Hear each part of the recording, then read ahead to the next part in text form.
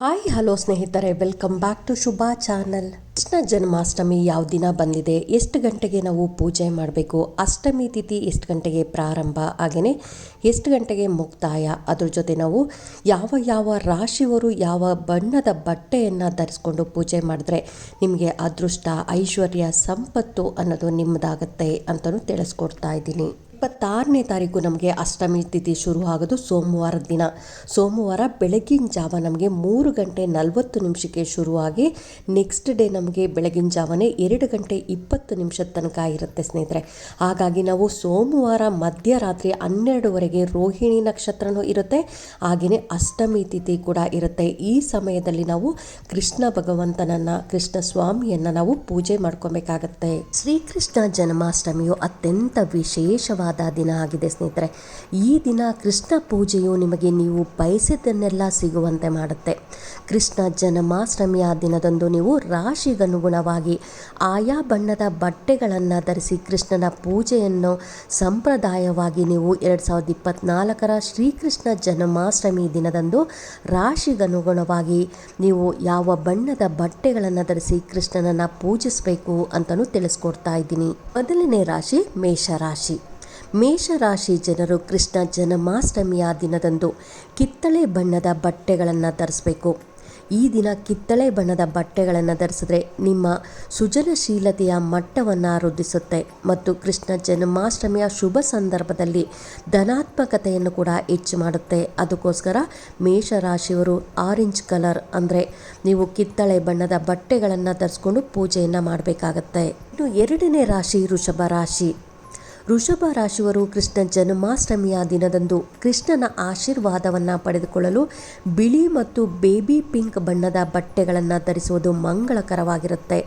ಯಾಕೆಂದರೆ ಈ ಬಣ್ಣವು ನಿಮ್ಮ ಜೀವನದಲ್ಲಿ ಪಾರದರ್ಶಕತೆಯನ್ನು ಪ್ರತಿನಿಧಿಸುತ್ತೆ ಮತ್ತು ಜೀವನದಲ್ಲಿ ಸ್ಪಷ್ಟತೆಯನ್ನು ತರುತ್ತೆ. ಅದಕ್ಕೋಸ್ಕರ ನೀವು ಈ ದಿನ ಕೃಷ್ಣ ಜನ್ಮಾಷ್ಟಮಿಯ ದಿನದಂದು ಬಿಳಿ ಮತ್ತು ಬೇಬಿ ಪಿಂಕ್ ಬಟ್ಟೆಗಳನ್ನು ಧರಿಸಬೇಕಾಗತ್ತೆ. ಮೂರನೇ ರಾಶಿ ಮಿಥುನ ರಾಶಿ. ಮಿಥುನ ರಾಶಿಯವರು ಕೃಷ್ಣ ಜನ್ಮಾಷ್ಟಮಿಯ ದಿನದಂದು ಶ್ರೀಕೃಷ್ಣನನ್ನು ಮೆಚ್ಚಿಸಲು ನವಿಲಿನ ಹಸಿರು ಬಣ್ಣವನ್ನು ಧರಿಸಬೇಕು. ನೀವು ಕೃಷ್ಣ ಜನ್ಮಾಷ್ಟಮಿಯ ದಿನದಂದು ಈ ಬಣ್ಣದ ಬಟ್ಟೆಗಳನ್ನು ಧರಿಸುವುದು ಜೀವನದಲ್ಲಿ ಹೆಚ್ಚು ಪ್ರೀತಿ ಮತ್ತು ಸಂಬಂಧಗಳನ್ನು ದೃಢವಾಗಿರಿಸುತ್ತೆ. ಅದಕ್ಕೋಸ್ಕರ ನೀವು ನವಿಲಿನ ಹಸಿರು ಬಣ್ಣವನ್ನು ಧರಿಸಬೇಕಾಗತ್ತೆ. ನಾಲ್ಕನೇ ರಾಶಿ ಕಟಕ ರಾಶಿ. ಕೃಷ್ಣ ಜನ್ಮಾಷ್ಟಮಿಯ ದಿನದಂದು ಬಿಳಿ ಮತ್ತು ಪೀಚ್ ಬಣ್ಣದ ಬಟ್ಟೆಗಳನ್ನು ಧರಿಸಿ ಶ್ರೀಕೃಷ್ಣನನ್ನು ಈ ದಿನ ವಿಧಿವಿಧಾನಗಳ ಪ್ರಕಾರ ಪೂಜಿಸಬೇಕು.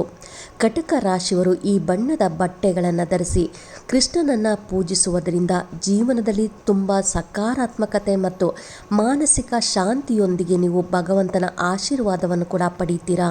ಐದನೇ ರಾಶಿ ಸಿಂಹ ರಾಶಿ. ಕೃಷ್ಣ ಜನ್ಮಾಷ್ಟಮಿಯ ಈ ಶುಭ ದಿನದಂದು ಸಿಂಹ ರಾಶಿಯವರು ಕೆಂಪು ಮತ್ತು ಹಳದಿ ಬಣ್ಣದ ಬಟ್ಟೆಗಳನ್ನು ಧರಿಸುವುದು ಮಂಗಳಕರ ಅಂತಲೇ ಹೇಳ್ಬೋದು. ಈ ಬಣ್ಣವು ಜೀವನದಲ್ಲಿ ಸಂಪತ್ತು ಮತ್ತು ಸಮೃದ್ಧಿಯನ್ನು ತರುತ್ತೆ ಮತ್ತು ಭಗವಾನ್ ಕೃಷ್ಣನು ಭಕ್ತರಿಗೆ ಬಯಸಿದ ಆಸೆಗಳನ್ನು ಈಡೇರಿಸ್ತಾನೆ ಎನ್ನೋ ನಂಬಿಕೆ ಕೂಡ ಇದೆ. ಹಾಗಾಗಿ ಸಿಂಹ ರಾಶಿಯವರು ಕೆಂಪು ಮತ್ತು ಹಳದಿ ಬಣ್ಣದ ಬಟ್ಟೆಗಳನ್ನು ಧರಿಸ್ಕೊಳ್ಬೇಕಾಗತ್ತೆ. ಆರನೇ ರಾಶಿ ಕನ್ಯಾ ರಾಶಿ. ಕೃಷ್ಣ ಜನ್ಮಾಷ್ಟಮಿಯ ದಿನದಂದು ಕನ್ಯಾ ರಾಶಿಯವರು ಬಾಟಲ್ ಗ್ರೀನ್ ಬಣ್ಣದ ಬಟ್ಟೆಗಳನ್ನು ಧರಿಸಬೇಕು. ಕನ್ಯಾ ರಾಶಿಯವರಿಗೆ ಈ ಬಣ್ಣದ ಬಟ್ಟೆಗಳನ್ನು ಧರಿಸಿ ಶ್ರೀಕೃಷ್ಣನನ್ನು ಪೂಜಿಸೋದ್ರಿಂದ ಜೀವನದಲ್ಲಿ ಅಪಾರ ಸಂತೋಷವನ್ನು ಪಡೆದುಕೊಳ್ತಾರೆ ಅಂತಲೇ ಹೇಳ್ಬೋದು. ಅದಕ್ಕೋಸ್ಕರ ನೀವು ಬಾಟಲ್ ಗ್ರೀನ್ ಬಣ್ಣದ ಬಟ್ಟೆಗಳನ್ನು ಧರಿಸಬೇಕಾಗತ್ತೆ. ಇನ್ನು ಏಳನೇ ರಾಶಿ ತುಲಾ ರಾಶಿ. ತುಲಾ ರಾಶಿಯವರು ಶ್ರೀಕೃಷ್ಣ ಜನ್ಮಾಷ್ಟಮಿಯ ದಿನದಂದು ಗುಲಾಬಿ ಮತ್ತು ತಿಳಿ ಹಸಿರು ಬಣ್ಣದ ಬಟ್ಟೆಗಳನ್ನು ಧರಿಸಿ ಶ್ರೀಕೃಷ್ಣನನ್ನು ಪೂಜಿಸಬೇಕು. ಇದು ಅವರಿಗೆ ಸದಾಕಾಲ ಕೃಷ್ಣನ ಅನುಗ್ರಹ ಅವರ ಮೇಲೆ ಇರುವಂತೆ ಮಾಡುತ್ತೆ. ಶ್ರೀಕೃಷ್ಣನ ಆಶೀರ್ವಾದವನ್ನು ಪಡೆದುಕೊಳ್ಳಲು ಇವರು ಈ ಬಣ್ಣದ ತುಂಬ ಅತ್ಯಂತ ಪ್ರಯೋಜನಕಾರಿ ಅಂತಲೇ ಹೇಳ್ಬೋದು, ಗುಲಾಬಿ ಮತ್ತು ತಿಳಿ ಹಸಿರು ಬಣ್ಣವನ್ನು ಧರಿಸುವುದು. ಎಂಟನೇ ರಾಶಿ ವೃಶ್ಚಿಕ ರಾಶಿ. ಈ ವೃಶ್ಚಿಕ ರಾಶಿಯವರು ಕೃಷ್ಣ ಜನ್ಮಾಷ್ಟಮಿಯ ದಿನದಂದು ಕೆಂಪು ಬಣ್ಣದ ಬಟ್ಟೆಗಳನ್ನು ಧರಿಸಬೇಕು. ಈ ದಿನ ವೃಶ್ಚಿಕ ರಾಶಿಯವರು ಕೆಂಪು ಬಣ್ಣದ ಬಟ್ಟೆಗಳನ್ನು ಧರಿಸಿ ಶ್ರೀಕೃಷ್ಣನ ಆರಾಧನೆ ಮಾಡೋದ್ರಿಂದ ಪೂಜೆಯ ಸಂಪೂರ್ಣ ಫಲವನ್ನು ನೀವು ಪಡೆದುಕೊಳ್ತೀರಾ. ಶ್ರೀಕೃಷ್ಣನು ಈ ಪೂಜೆಯು ನಿಮಗೆ ಶುಭ ಫಲವನ್ನು ನೀಡ್ತಾನೆ ಅಂತಲೇ ಹೇಳ್ಬೋದು. ಅದಕ್ಕೋಸ್ಕರ ನೀವು ಕೆಂಪು ಬಣ್ಣದ ಬಟ್ಟೆಗಳನ್ನು ಧರಿಸ್ಕೊಳ್ಬೇಕಾಗತ್ತೆ. ಇನ್ನು 9ನೇ ರಾಶಿ ಧನುರ್ ರಾಶಿ. ಧನುರ್ ರಾಶಿಯವರು ಕೃಷ್ಣ ಜನ್ಮಾಷ್ಟಮಿಯ ದಿನದಂದು ಹಳದಿ ಮತ್ತು ನೀಲಿ ಬಣ್ಣದ ಬಟ್ಟೆಗಳನ್ನು ಧರಿಸಬೇಕು. ಹಳದಿ ಬಣ್ಣವು ಕೃಷ್ಣನ ನೆಚ್ಚಿನ ಬಣ್ಣವಾಗಿದೆ ಮತ್ತು ಶ್ರೀಕೃಷ್ಣನನ್ನು ಮೆಚ್ಚಿಸಲು ಈ ಬಣ್ಣವು ನಿಮಗೆ ಸಹಾಯ ಕೂಡ ಮಾಡುತ್ತೆ. ಧನುರ್ ರಾಶಿಯವರು ಮರೆಯದೆ ಶ್ರೀಕೃಷ್ಣ ಜನ್ಮಾಷ್ಟಮಿಯಂದು ಹಳದಿ ಮತ್ತು ನೀಲಿ ಬಣ್ಣದ ಬಟ್ಟೆಗಳನ್ನು ಧರಿಸಿದರೆ ಶ್ರೀಕೃಷ್ಣನನ್ನು ಪೂಜಿಸಿದರೆ ಕೃಷ್ಣನ ಅನುಗ್ರಹ ಅನ್ನೋದು ಸಿಗುತ್ತೆ. ಇನ್ನು 10ನೇ ರಾಶಿ ಮಕರ ರಾಶಿ. ಮಕರ ರಾಶಿಯವರು ಶ್ರೀಕೃಷ್ಣ ಜನ್ಮಾಷ್ಟಮಿಯ ದಿನದಂದು ಆಕಾಶ ನೀಲಿ ಬಣ್ಣದ ಬಟ್ಟೆಗಳನ್ನು ಧರಿಸಿ ಶ್ರೀಕೃಷ್ಣನ ಜನ್ಮದಿನದಂದು ಆತನನ್ನು ಪೂಜಿಸುವ ಮೂಲಕ ಅವರ ಕೃಪೆಯನ್ನು ಅನುಭವಿಸಬಹುದು.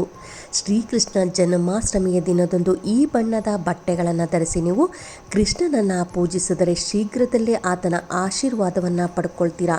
ನಿಮ್ಮ ಮನೆಯಲ್ಲಿ ಸುಖ, ಶಾಂತಿ, ನೆಮ್ಮದಿ ಅನ್ನೋದು ನೆಲೆಸುತ್ತೆ ಅಂತಲೇ ಹೇಳ್ಬೋದು. 11ನೇ ರಾಶಿ ಕುಂಭರಾಶಿ. ಕುಂಭರಾಶಿಯವರು ಕೃಷ್ಣ ಜನ್ಮಾಷ್ಟಮಿಯ ಶುಭ ಸಂದರ್ಭದಲ್ಲಿ ಸಾಂಪ್ರದಾಯಿಕ ಶೈಲಿಯ ಬಟ್ಟೆಗಳನ್ನು ಧರಿಸಿ ನೀವು ಪೂಜೆಯನ್ನು ಮಾಡಬೇಕು.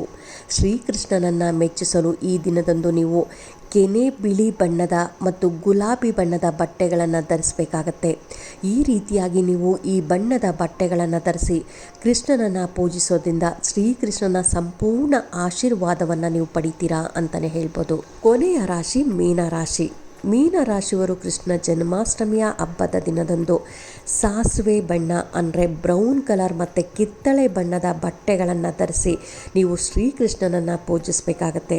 ಈ ರೀತಿ ನೀವು ಶ್ರೀಕೃಷ್ಣನನ್ನು ಪೂಜಿಸೋದ್ರಿಂದ ಕೃಷ್ಣನು ನಿಮ್ಮನ್ನು ಸುಖ, ಶಾಂತಿ, ನೆಮ್ಮದಿಯಿಂದ ಸಮೃದ್ಧಿಯನ್ನು ತರುವಂತೆ ಮಾಡ್ತಾನೆ ಅಂತಲೇ ಹೇಳ್ಬೋದು. ಅದಕ್ಕೋಸ್ಕರ ನೀವು ಮೀನರಾಶಿಯವರು ನೀವು ಬ್ರೌನ್ ಕಲರ್ ಮತ್ತು ಕಿತ್ತಳೆ ಬಣ್ಣದ ಬಟ್ಟೆಗಳನ್ನು ಧರಿಸಿ ಶ್ರೀಕೃಷ್ಣನ ಪೂಜೆಯನ್ನು ಮಾಡೋದು, ಇನ್ನು ನಾಳೆ ದಿನ ಪೂರ್ತಿ ಈ ಬಣ್ಣದ ಬಟ್ಟೆಗಳನ್ನು ಧರಿಸೋದು ಕೂಡ ತುಂಬಾ ಒಳ್ಳೆಯದು. ಸೋಮವಾರ ಕೃಷ್ಣ ಜನ್ಮಾಷ್ಟಮಿ ಇದೆ. ಈ ದಿನ ನೀವು ರಾಶಿಗನುಗುಣವಾಗಿ ಅಂದರೆ ನಿಮ್ಮ ರಾಶಿ ಯಾವುದಿದೆ ಅಂತ ನೋಡಿಕೊಂಡು ಈ ಬಣ್ಣದ ಬಟ್ಟೆಗಳನ್ನು ಧರಿಸ್ಕೊಂಡು ನೀವು ಪೂಜೆ ಮಾಡೋದಾಗಲಿ ಅಥವಾ ನಾಳೆ ದಿನ ಪೂರ್ತಿಯಾಗಿ ಈ ಬಣ್ಣದ ಬಟ್ಟೆಗಳನ್ನು ಧರಿಸ್ಕೊಳ್ಳೋದು ಕೂಡ ತುಂಬಾ ಒಳ್ಳೆಯದು. ಇದರಿಂದ ನಿಮಗೆ ಶ್ರೀಕೃಷ್ಣನ ಆಶೀರ್ವಾದ ಕೂಡ ಸಿಗುತ್ತೆ. ಹಾಗಾಗಿ ಎಲ್ಲರೂ ಅವರವರ ರಾಶಿಗೆ ಅನುಗುಣವಾಗಿ ಆ ಬಣ್ಣದ ಬಟ್ಟೆಗಳನ್ನು ಆದಷ್ಟು ಬಣ್ಣದ ಬಟ್ಟೆಗಳನ್ನು ಧರಿಸ್ಕೊಳ್ಳಿ.